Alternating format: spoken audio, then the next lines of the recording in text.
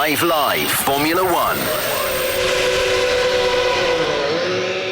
Welcome to the Chequered Flag podcast. It's Rosanna Tennant and I am joined by our lead commentator Harry Benjamin, European sports car champion Alex Brundle and the BBC's F1 correspondent Andrew Benson, and we are going to do our best to look back and analyse the qualifying session for the Canadian Grand Prix because, guys, I don't know about you, but I really enjoyed that one. George Russell, yes, you heard that right, George Russell in the Mercedes taking pole position. Harry, how was it for you, my friend? I was on the edge of my seat the whole time. It was brilliant. It was a great qualifying. You know, I come back to what we said throughout Monaco and in the build-up to this weekend as well, that what we thought we were going to get from the 2024 Formula One season, it's not turning out that way in terms of we thought it would be Max Verstappen winning every single race, Red Bull domination once again. That is not happening, and we're so excited to see that actually, yes, Russell and Mercedes have been looking quick in the running that we have had this weekend, but of course we've been a bit limited in running due to the rainy conditions in terms of relative running. So it's brilliant to see that come to fruition in qualifying. But you know what? Verstappen was still in the running, so too were the McLarens as well. Multiple people in the fight, and in the end it was so close that it was a dead heat. Exact same lap times from Russell and Verstappen, but because Russell said it first, he holds on to pole. Yeah, it was a thriller right to the very end, although some drivers not really improving. It was a bit of a random end to the qualifying session. But I'm just watching George Russell being kind of hounded by fans. They want autographs, they want selfies. He's the man of the moment. This is what he's been waiting for, isn't it, Alex Brundle? He's had the patience because it's been quite some time coming. His first pole since 2022. Yeah, now he knows how it is to be Harry Benjamin, doesn't he? That's the feeling that it must be like for George Russell. But it's hounded. I cannot believe you just throw me under the bus like that. Hounded in and out of the commentary box. Yeah, absolutely. It's an amazing moment for Mercedes, and he said so much about that on his way back into the pits, didn't he? All of those downtimes, all of those issues that they've had week in, week out, people back at the factory working away on that car have all come to fruition. You know, and they've been piling upgrades on throughout this season, and you can say yes, it's a culmination of all of those upgrades, but at the same time, it's not like all of the other teams have just been sat on their hands. It's a case of those upgrades working week in, week out for Mercedes, and the level and the performance of those upgrades, which has been a factor, and then inevitably the delivery of George in that super tight qualifying session we just saw. Yeah, George Russell ran the upgraded front wing back in Monaco. Lewis Hamilton didn't get it back then. He's got it this weekend.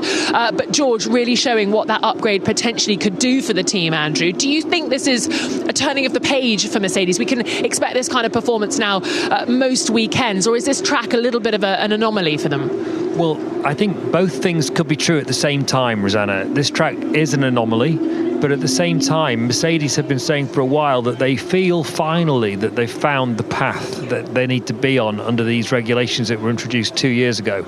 They've been struggling so much for 2 years, but what you've got to remember, that upgrades are accumulation. These packages. So they had new bodywork in Miami, if you remember. Then there was new floor parts for Imola. Then the new front wing for Monaco, which only Russell had there. And of course, the front wing is the first part of the car that hits the airflow. So that sort of defines a lot of the airflow as it goes backwards along the car. So you put all those things together, and you get this is like the first race that both drivers have had all of the upgrade, if you like. So it bodes really well, and I don't think we can necessarily assume they're going to be on pole at every race from now on, but they were definitely the quickest team in Canada so far. And actually, I think that it's almost a red herring that Verstappen ended up equaling their lap time, because if you look at Mercedes' times in Q2, they were a quarter of a second faster than they ended up being in qualifying. And Verstappen was saying he looked at those times in the Red Bull garage and he thought, there's no way I can beat those, and he couldn't. He didn't get near them. Mercedes didn't either in Q3, but it just goes to show what the potential of that car is now. And actually what's even more interesting is that Mercedes think that the upgrades are going to be more effective at different kinds of circuits than Montreal. So who knows, maybe we do really now have 4 teams in the mix at the front. Oh, how exciting. Well, let's hear from our pole sitter, George Russell, who is full of beans. we brought these upgrades to Monaco. Monaco's been a really challenging circuit for Mercedes in the past, and we were 1/10 from the front row. And we thought, you know what, going into Montreal, we've got a shot here. And yesterday was difficult to know who was where, but this morning, as a team, we were so quick. Lewis was driving so well, and he was miles ahead of me in practice this morning. So I had to look at his data, study it a bit to try and understand what that was, because these tyres are so sensitive, and I saw Lewis was doing something a bit unique with the tyres, and I implemented that into Q1, and straight away we were top of the timesheets, and I thought, that was nice, but it's credit to the team back home, because I've been pushing these upgrades through. It's been a couple of years of difficulty, but we really feel that we're on the right track now, and I think we've got more to come. Does that mean a race win tomorrow? More to come? Well, at the moment we're the favourites, because we've got the fastest car. I'm feeling great behind the wheel, but we're here in Montreal. 5 minutes ago the sun was out, now it's raining, then the wind picks up. We're going to have to be so alive to the situation tomorrow, which is a bit frustrating, because when you've got a chance for victory, you want things to be quite straightforward, but it'll be what it will be, and I'm feeling good no matter what the conditions throw at us. You've done so well staying optimistic all the way through this bad patch, George, and it must have been pretty frustrating seeing the likes of McLaren and Aston Martin having their kind of comebacks. How much has it taken it out of you? Not much, because I knew it was going to come, and Rome isn't built in a day. It takes hard work and perseverance, and people expect improvements overnight, and that doesn't happen in any sport or any industry, but there was always a light at the end of the tunnel. So what doesn't kill you makes you stronger. Guys, I love that. George was looking at Lewis's data before qualifying to see what he was doing, and George qualifies on pole, and it's Lewis Hamilton who can't get the job done and finishes down in P7. Talk about looking at your mate's homework. Yeah, if in doubt, just copy what the other guy's doing. Look, it was tight anyway. It was a shame for Hamilton in the end to finish down in 7th, but they've both been competitive all weekend long. And this is a track that Hamilton obviously has a brilliant affinity with. First pole position, first race win here, all the way back in 2007. There is a bit of a tendency where he does just seem to lose a couple of tenths to Russell in the final part of qualifying, which I'm not sure what it is. I can't put my finger on it. Alex, what about you? Well, there was a bit of an error actually down towards turn 10 in the lap that that actually counted. It was their first lap of Q3, of course, for both of those. Mercedes was the quicker one, and it just looked like a little bit of a cleaner lap for Russell. Through 3 and 4, Hamilton got a bit of a swapper on. You've got to remember, though, these are tiny margins. Yes, it is 1st and 7th, but it's only 0.2 of a second. That's a wide moment and a little bit of a lock-up in one of the corners. So I think, frustration for Hamilton, but proximity to pole is closer than in terms of time than position, Andrew. Yeah, he was quite grumpy after qualifying, Alex, wasn't he, Hamilton, as he usually is when things haven't gone that well for him. And I think it'll be especially galling because this is a track that he's been so good at over the years, but also because there's a real trend in qualifying this year. It's now 8-1 to Russell in qualifying against Hamilton, even though the margin on average is still very small, although of course it'll have got bigger today. But I think what was really interesting to hear Russell talking there, he was saying that he'd looked at Hamilton's lap times and the way he drove the car, the way he treated the tyres in P3, because Hamilton was doing something then that Russell couldn't do. So it may just be that Russell's basically taken on what Hamilton was doing already, and then that sort of natural slight advantage that he's had over the course of this season has then just manifested itself in qualifying. But Alex, I'd be interested to get your point of view on this, because we hear drivers, don't we, saying, I looked what the other guy was doing and it all started to unravel because they're almost overthinking it too much. For George, this has worked perfectly. He's had a little look at what Lewis is up to. He's tried to do the same and it's worked. But sometimes it can be the opposite, can't it, as a driver? It sure can. What's interesting about this, though, is there's a clear threshold through the field of drivers who are getting the tyre fired up, particularly the rear tyre, for the beginning of the laps, and drivers who are not. It's what we've heard both Ferrari drivers complaining about. It's what we've heard Sergio Perez complaining about. And actually, that piece of information with regards to the tyres and the way that it's delivered to George Russell could be even information that he's taken before the flying lap has even begun. I'm thinking he's looking at something like the way the outlap is being driven, in fact, by Lewis Hamilton Hamilton to make sure the tyre is ready on this, what appears to be an incredibly low energy surface for the beginning of the flying lap. So sometimes when you try to do those delicate brake releases as a driver, you try and copy your teammate, you get it all wrong and nothing goes right. But the science rather than the art of driving can so often be copied and pasted across the garage, and I think that's what we've seen here by George.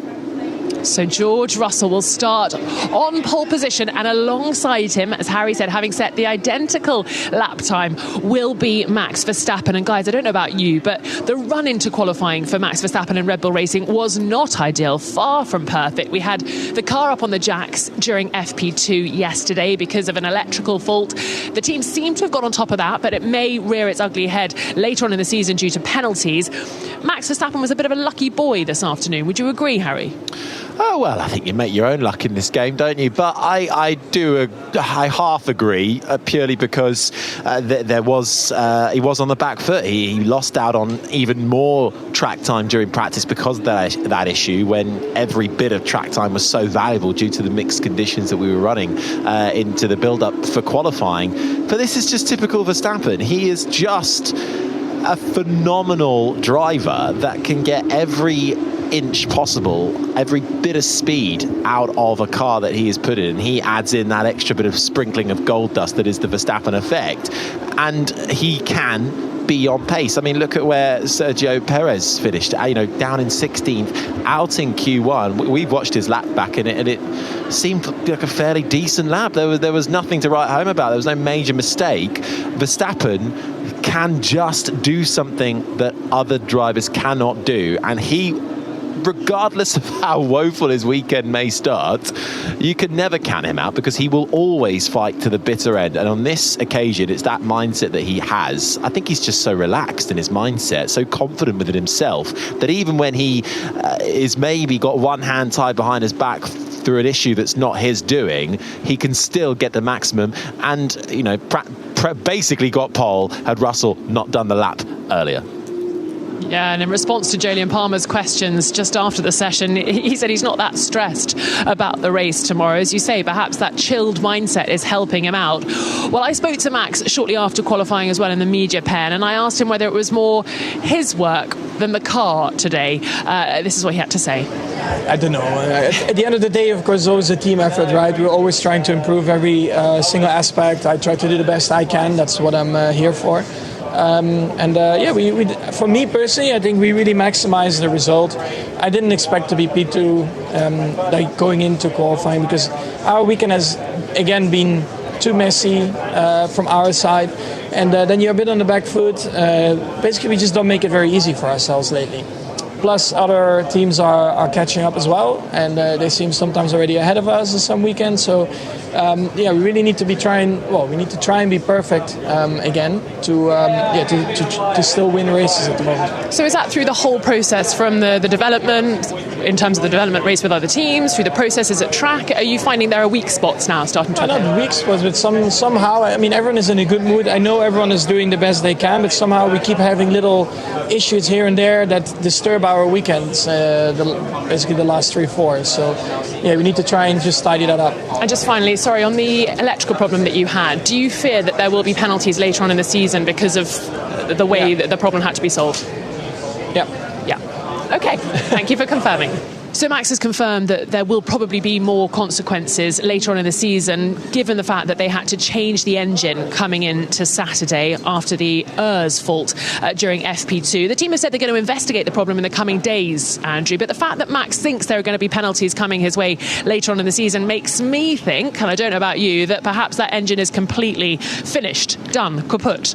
It does rather sound like it, Rosanna. Yeah, it's always the same in Formula 1. There's often a bit of a gap between the official line and the reality. So Red Bull saying, we're going to check that later, and Verstappen saying to you, when you said, do you fear there'll be penalties? He said yes, basically. We don't know for certain. I'd just be clear about that, but it just feels very much to me like that's Verstappen saying that engine is for the bin, and therefore we're an engine down in the pool, and therefore that's going to have a knock-on effect later in the season, and probably a grid penalty somewhere. reliability issues, not what we have come to expect from Red Bull Racing. And yet we've had the issues in Australia with Max retiring from the race there, and now another reliability issue happening. Is this the start of more problems? I know we talked about the penalties, but we can't count on them being absolutely bulletproof anymore, Alex. No, we really can't. What, is this 2024 F1? Or are we... No, I keep on checking. Have we headed back to the 80s? It's an interesting one. They'll hold that grid penalty, of course, for a race where it potentially will be easy to overtake for Max. That's the first caveat. They'll find somewhere there nice and fast where it's easy to get by and hopefully make any further changes they need to at a venue like that. The second point is we have seen teams through the seasons. This is the longest season ever in terms of races we've had in Formula One. But we have seen teams through seasons acknowledge that taking a strategic engine change anyway is better for their performance over the season distance and taking a grid penalty at some point as a result than using the prescribed number of engines. So is it an absolute disaster with those two caveats? It depends on what everybody else does, and it depends on their pace critically through to the end of the year, Rosanna. So Max managed to salvage what was a difficult weekend up until the point of qualifying. He'll start from P2 alongside George Russell. His teammate Sergio Perez, we mentioned it before, will start from P16. Look, he's fresh from signing his contract extension for 2 years. Is that a 1+1? Is it a 2-year contract? I mean, this is not the performance that Red Bull are after from him. It's not looking good for Sergio Perez, and it's certainly not looking good for tomorrow's race. He's got a lot of work to do, even though you can overtake on this track, guys. You can overtake, but it's easier said than done. Yes, it's not a Monaco, but it's still actually quite tricky to overtake around here. More often than not, the pole sitter has gone on to take the win, and overtaking has been on the scarcer side. But with Perez, this is kind of typical form now over the last couple of years. Starts off strong and then suddenly just dips, and it's bad qualifying after bad qualifying, and that means a tough race, or he gets caught up in an incident that he shouldn't have been caught up in the first place, because he shouldn't have been in that area of the grid, in that mid-pack where those incidents are more likely to occur. I think it was Helmut Marko, Red Bull's motorsport advisor, who said earlier in the year that Checo tends to drive better when he's chasing a contract or when he's out of contract, and now he's signed that contract. Well, I wonder if there will be questions raised, but he's clearly liked within the team. He doesn't ruffle feathers, and that is clearly what they're valuing at the moment. But I mean, Alex, with convergence seemingly happening and the field getting tighter, each team needs 2 drivers in the fight, if only for Perez to be able to defend and help Verstappen against the McLarens and the Ferraris and the Mercedes now. I think the bigger problem for Perez is working out, in fact, what is going wrong. Because, you know, we watched that lap after qualifying. I looked at you, you looked at me, and we both sort of said in unison, well, that looks all right, didn't it? But it looks all right, but he just misses the attack of Verstappen, and he's just not got the affinity with the car that Verstappen has. Every time I throw a Verstappen qualifying lap up on the laptop screen, I find myself sort of steadily backing away from it, because he's so close to the walls, bouncing over the curbs, using absolutely every inch of the road. Checo, it's neat and tidy, perfectly competent driving, but it misses total attack, and you do wonder if it's just that sense within him that the contract is settled. I'm settled down for another 2 years. I'm just going to connect the apexes, actually, guys. But when you're across the garage from Max Verstappen, is that going to be fast enough? It's not, is it? Cha-ching. Well, might be what he's thinking. yeah, maybe. Well, I did ask him what the matter was in the media pen after his early exit from qualifying, not managing to make it through to Q2. P16 for Checo Perez. Let's hear how he feels about that. Yeah, I think it was. We just couldn't switch on the rear axle at all, and that was really the main thing. I think we have to look at it and understand the reason behind it, because I just couldn't lean on the rear axle. The rear was just stepping out away from me all the time, and that made my session very tricky, very difficult session. And what does that mean for the race then? Obviously you're starting what I would say out of position, but with these problems, is that going to affect you in the race as well? Let's see what happens in the race, what the race throw at us, but certainly there's a lot of things that we have to understand, because I don't believe it was just a single problem. I think we've had a couple of them, and it's what we need to understand. And just finally, I mean, everyone was talking about how this track wasn't going to suit you this weekend. Have the curbs been troubling you as much as we all thought? Has that work you've done since Monaco paid off? I think we've improved over the curbs. It's just, I think today has been a tired thing that we just haven't been able to put it together. Well, he was struggling with the tyres. He may well be struggling with the tyres during the Grand Prix. Guys, it's absolutely pouring down here in the paddock. It is so wet. Everybody's starting to leave the paddock. Umbrellas up. The support race has been brought back into the pit lane. The fans are starting to leave the grandstands. I don't blame them. They're wearing their ponchos. The umbrellas are up. The hats are on. It is very, very wet here now. It could well be wet during the Grand Prix. Could that help Sergio Perez by any chance? Well, the start's going to be tough for him if he's all the way down in 16th and it's a wet start. He's not going to have any visibility in front of him. I mean, a wet race throws up all sorts. Yes, it might help him. We've got, powerful DRS zones around here, so that's going to help him catch up throughout the field. He's got slower drivers in front of him. He should. This is the problem with Perez. He should be capable of carving his way through the field. But more often than not, he's unable to do that for whatever reason. And maybe it is what Alex was saying. He doesn't have that full attack mode that Verstappen has. Could well be the case. Interestingly, if it is a wet race, I've been looking at the laps from Ferrari. And I caught Fred Vasseur after the session being clear on their prediction, the weather forecast prediction, that it was not going to be nice weather tomorrow. The Ferrari looks very soft, but very soft in the way that it's set up and the way that it's managing the chassis. And difficult in qualifying, didn't appear to heat the tyre up. I wonder if there is a bit of a gamble towards wetter conditions going on for some of the teams as well, in terms of the way they're setting up the cars, which is leading to our slightly upside down or slightly strange outcomes in terms of pace down the field. Just a minor shower thought to throw into the podcast there. Well, we will talk about Ferrari's difficulties in qualifying a little later on, but let's talk about third place finisher in qualifying, Lando Norris in the McLaren, backed up nicely by his teammate Oscar Piastri, who finished in P4. McLaren are there or thereabouts, and we weren't really talking about them as pole position and win contenders this weekend. We were all chatting about Ferrari, and yet Lando Norris is right there, making it 3 teams in the top 3 spots. Should Lando Norris be satisfied with that? I think he should be very satisfied with that. He's never scored points in Canada, weirdly enough. McLaren are the most successful team around here when it comes to wins, but they have actually had a torrid time here for the last decade, really, for that team. But McLaren, they've been looking good. They feel like an all-rounder at the moment, but they're just missing those extra few hundredths of a tenth of a second, because that's how tight it is to really challenge for pole position.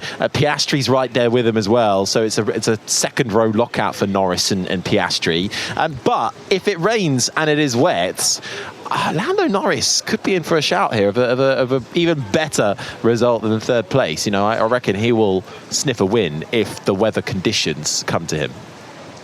Well, let's hear from Lando Norris. P3 for the McLaren driver. I wonder what he can do with that come race day. I think a track to get out, like this track, to get everything out of it is not easy. Just because a lot of it's just making sure you hit the curbs perfectly, and if you miss the entry to the last corner by like a millisecond, you lose 1/10. So just a very difficult circuit to nail. As I think it was shown, with Lewis not improving, with George not improving on his second set. It's easy just to be quite up and down, but I think for us to be kind of there or thereabouts the whole qualifying, to put in good laps, and to be only 200 off pole and have a P3, it's frustratingly close, but it's still a great position. So as a team, I think we should be very happy still. It's great to watch, I have to say. Thank you. And I have to say also, it's great that Oscar is right there behind you. Yes. So it's 2 versus 1 Max and 1 George. So that plays to your favour a little bit. Do you think that makes much of a difference? So. As much as it can help, and at times it can also hurt. But I think we're the top team. So if we're looking to attack and go forwards, it's definitely an advantage to be in the position that we've had. And yes, like Oscar's been extremely quick. Always since he joined McLaren last year. But yes, to be the kind of, for him to be quick and for us to have 2 cars up there in a top 4 position is exactly what we need. Lando seemed pretty buoyed up, quite cheerful. Sometimes he's still quite critical, even if he's done quite well. But he seemed genuinely buoyed by the performance this afternoon, guys. Yeah, and he deserves to be, because it was a great performance from McLaren. The car looked plugged in and very efficient all weekend long. They're struggling a little bit with traction through the exit of the corners, but yet again, they're 2 young race winners perform and line up, line astern on the grid, as we've seen them do so many times throughout this year. They put a good car on the road. Andrea Stella leading that team with such class, I really do think, at McLaren at the moment, and leading this fantastic period of form for them. And their 2 drivers, come rain, come shine, come a little bit of both, as we had throughout qualifying, keep on just delivering the laps when it matters, and critically not running into each other when it matters as well. And that's not being achieved up and down the field by any stretch of the imagination. I'll tell you what as well, Lando Norris sits 3rd in the championship right now. He's only a race win away from Charles Leclerc when it comes to points, 25 points behind him at the moment. So if Leclerc is going to have a bit of a race on his hands coming from outside of the grid, this is a good chance for Norris to get some good points over his Monegasque rival and haul himself up into 2nd in the championship potentially. And then Verstappen is still within reach. So this is looking quite nice for the title fight at the front as well. You're selling it to me, Harry. I'm trying to. I'm trying. I'm buying what you're selling. I am. So Lando Norris, P3, alongside his teammate Oscar Piastri in P4. Then behind them, Daniel Ricciardo, P5. Amazing what happens when your teammate signs a contract extension, isn't it? Bit of a point to prove, he told me in the media pen after the session. A good day for Daniel Ricciardo, P5 in the RB. Don't tell Jacques Villeneuve. Yes, throwing shade he has been, hasn't he, Jacques Villeneuve? I think they have already told Jacques Villeneuve. But it's very easy to believe that these drivers just, when you look at it, it's quite easy to draw a narrative, isn't it, that these drivers are just a bit undermotivated and, chuck a contract their way and they go back to sleep for another 2 years. It's not the case. It's definitely not the case. It can have factors on a driver's mentality, but Ricciardo just with a great performance this weekend, although both RBs have been decent this weekend. Tsunoda finds himself P8 in and through to Q3 yet again in the other RB, so it's just a strong weekend for the team, I think. And Ricciardo goes well around this track. Remember back in 2014, this is where he took his first win. He likes this track, he's got an affinity with it, he's been successful throughout the years here in an RB car that seems fundamentally very good. I think the thing for Ricciardo is that it's not good enough really to have like the odd track where you're quick. Flash in the pan. He did fantastically well in Mexico last year, for example, and everyone thought, oh, is the old Ricciardo back? And then it wasn't. He had one qualifying session in China where it went well for the sprint, and then it didn't go very well the next day in Grand Prix qualifying. And now he's had one session in Canada on a slightly topsy-turvy day, up and down the field, it has to be said. He needs to do more consistently. But yeah, it was good timing, as Rosanna said at the beginning of this, like an hour after they announced Tsunoda for 2025 for sure. I was going to say you're going all Jacques Villeneuve there. You look quite similar to Jacques Villeneuve. Well, do you know what, Rosanna? In Monaco this year, right, for the second year running, I was walking down, the paddock, you've got the bit by the harbour where you can see all the boats, and then the other side of the paddock where all the fans are sort of hanging out in the area by those restaurants under that bit of the building where the media centre is, where it also always smells of toilets a bit. Well, I was walking down there, and someone said, "Are you Jacques Villeneuve?" And I was my God! And I'm like, "Please say you said yes." I'm literally 6 inches taller than Jacques Villeneuve, and considerably less rich. But this back in the days when you had purple hair. This was like 2 weeks ago. And did then you sign the autograph? I did not sign the autograph. But, to be honest, Jacques Villeneuve gets stopped all the time, and people ask him, "Sorry, are you Andrew Benson?" And people go, "Why did you write that horrible thing about me on BBC F1?" Watch out, Daniel Ricciardo's coming for you, Andrew. So behind Daniel Ricciardo is Fernando Alonso, then it's Lewis Hamilton, and we've spoken about Yuki Tsunoda, P8 as well, having freshly signed his contract with RB, extending his time there with the team. Behind them in P9, Lance Stroll in front of his home crowd, not able to do that much in front of them, but starting inside the top 10, and Alex Albon also sneaking into the top 10 for Williams. And you might be thinking, there are some protagonists missing, and you would be right. Ferrari, what a disaster. Charles Leclerc P11 and Carlos Sainz P12. What went on there? Because everyone had them down for pole position and the win this weekend, or at least to be the ones challenging Max Verstappen and take that opportunity. So there was an error in turn 10 for Charles Leclerc in Q2, which cost him a bit of time. But the Ferrari just looks floppy this weekend. And it's not a good weekend to have a floppy car, because you've got to drive energy and temperature into the tyre. Fred Vasseur, after the session, just said, we're not doing that here. We're not switching the tyre on. And that's the issue that they've both got. Sainz just without the pace. And it looks so soft. It's to the point I made earlier in the pod where basically it almost looks like they're running a kind of compromise setup on the car, whether that's just because they've misjudged it or whether that's intentionally to balance out the conditions that they thought they'd had, and anybody's guess, but it doesn't look good. I'd be very surprised if they were running a wet leaning setup, as you say, because every single time you ask a Formula One team these days, are you going to change the setup for the wet? They say there's no such thing as a wet setup anymore. I mean, it was very clear that although it didn't look like Ferrari were that quick through most of the day, they did not expect to not get into Q3.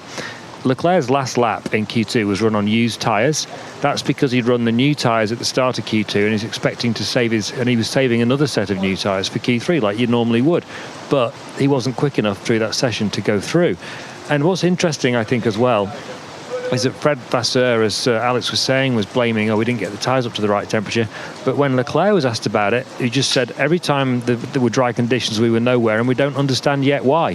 So there's going to be some homework needing to be done from Ferrari overnight. But, it might not be the end of the world. If it is a wet race tomorrow, one of the things, the reason the car might look floppy, as you say, Alex, or soft, one of the benefits that it had in Monaco was that it was soft. They run with a higher front ride height than some of the other cars. Maybe that's affected them in some way in Montreal that we don't really know. Let's not forget that this is a new track surface, so it demands new things from the cars this year. So maybe they just not quite got on top of that this year. But it could actually benefit them tomorrow in the race if it's wet, in the same way you're saying, Alex. So let's just, before we write Ferrari's weekend off completely, let's just see what happens then. What I don't understand is why they haven't adapted, though. I mean, you see the car, and I agree with you, by the way, Andrew, it would be off the wall to run a kind of a wet leaning setup. But why after FP3, when it was so clear that the car wasn't generating the temperature and wasn't performing in dry conditions, don't they stiffen it up, look at their competitors and drive energy through the tyre and generate downforce? Really bizarre how they haven't moved their setup to try to meet the performance level that they needed in qualifying. A very odd one for me, Rosanna. Yeah, a difficult day for Ferrari. A lot of head scratching going on, no doubt. Let's hear from Charles Leclerc and Carlos Sainz. After practice, I saw we were struggling a lot, and it was going to be a tricky weekend. And then obviously to be out in Q2 is always unexpected for Ferrari, and it's not where we want to be. We just need to get our heads down, understand what's going on in this Grand Prix, and then we will come back stronger. And if we take a step back, what needs to change? Has something big happened to the car since Monaco? We are not running the car particularly different, but for some reason it is true that we seem to not find the grip here, so we will have to give it a good thought, analyze, and see why we are both out in Q2. People were hoping you guys might leave this weekend leading the championship, the constructors. There's no chance of a podium this weekend, do you think? That's people dreaming, no, but we are very cautious, and we always stay calm, and for sure we didn't expect a struggle like we did, but also to be leading after Canada was very optimistic. Charles, you said you wouldn't comment in the car. What were you referring to? What went wrong? I was referring that I don't want to do any comments. We'll look into it with the team and review that session. It wasn't a really good session. We were super slow. Since FP3, we've been nowhere on the dry, and we've got to understand why, because yeah, it's a bit strange to see from one race to the other to have such a swing of performance. So there has to be something big that we didn't quite see yet. Have you changed something and it's the result of that, or it's just a problem that started to rear its head? Because coming to this weekend, you thought this was going to be an opportunity. So we're not expecting this result, and I guess you aren't either. No, I was definitely not expecting to be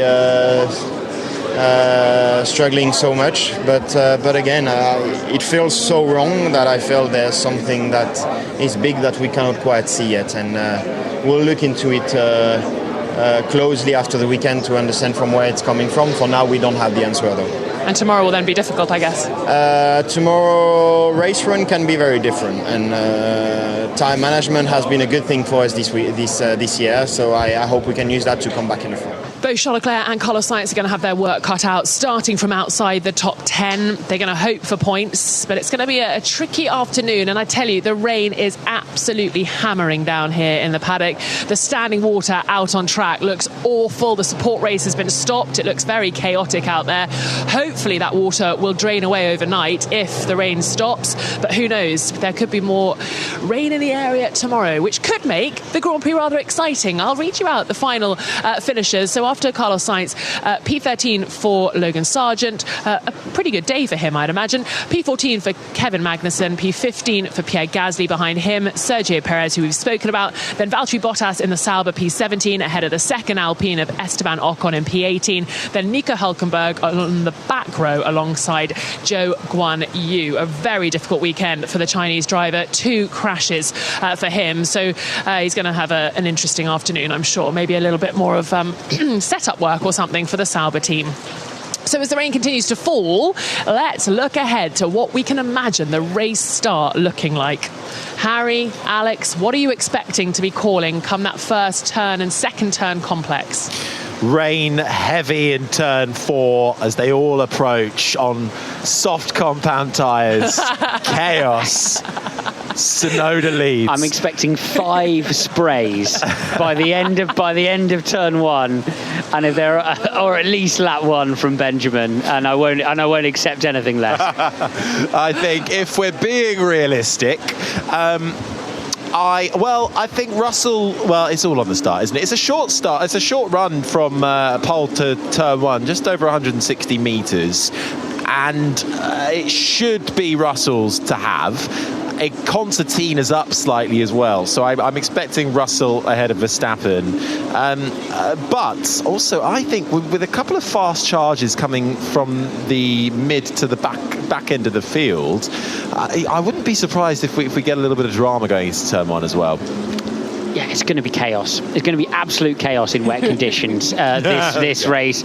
There's just so much out, so many potential mistakes, curbs, bumps, walls to hit in the wet. I'm expecting a lot of stoppages, if that's the case, and then a lot of strategy at play through those stoppages to make sure teams are on the right tyre at the right time. 2011 style stoppages. Are we going to be 4 hours, 4 minutes? Well, no, we're not allowed to be anymore, but... yeah, it would be a big rule change late if they did so. But yeah, I think it's going to be a chaotic Grand Prix and definitely worth tuning into. Come on then, voice of reason, Andrew Benson. We've got. I'm looking at my weather app. It says 40% chance of rain at 2 o'clock local time. So that's not an absolute dead cert, is it? But Andrew, what are you expecting from the Grand Prix tomorrow? Can George Russell hold on to that lead? I think if it rains, Rosanna, Verstappen's got to be a hot favourite. He's so good in the wet. I think if it's dry, Russell can do it. But Verstappen is so feisty, so hard, so determined that it's going to be a fight. But the Mercedes has been so quick this weekend that I just think Russell can pull it off. Rosanna? We do know that there's an unyielding characteristic to Max Verstappen, isn't it? It's his corner or no one's. So, yeah, I wouldn't want to be George Russell going down into turn 1 alongside Max Verstappen tomorrow. I think one thing to bear in mind about that, Rosanna, is you're absolutely right, of course. And this won't necessarily apply to Verstappen because it usually doesn't apply to Verstappen. But he has a championship to fight for. And this is Russell's first chance for a win in a very, very long time. So the scales in terms of risk-reward are tipped differently for both of those two drivers. So, you know, that's going to make it that's going to add an extra level of interest to everything. Yeah, that is interesting, actually, how they both approach it and their different mindsets. I like it. Okay, plenty to keep an eye on and to think about. Okay, Who are you going for? The win. Who are you going for? I'm going to say George Russell, just because I think it would then be wondrous for us all to be able to tell our friends who are now finally interested in Formula One again that we've had another winner in 2024. I just think that would be good for the sport, wouldn't it? Yeah, absolutely. It would be, absolutely would. But you know what? As I keep coming back to, because we have to. It's not that none of us don't want Verstappen to win. We just want a fight, and if it is a good fight, then it absolutely doesn't matter. But I think we are going to get a great fight. Russell, Verstappen, Norris, Piastri, Leclerc coming up through the field, Perez. Who knows? Tune in on 5 Live. You'll love it. Go and have a lie down, Harry. Andrew, Alex, and Harry, thank you very much for reviewing the qualifying session we saw in Montreal for the Canadian Grand Prix. Lights go out at 7 o'clock. Do join us on BBC Radio 5 Live if you can. We're hoping it's one you don't want to miss. This has been an IMG production for BBC Radio 5 Live.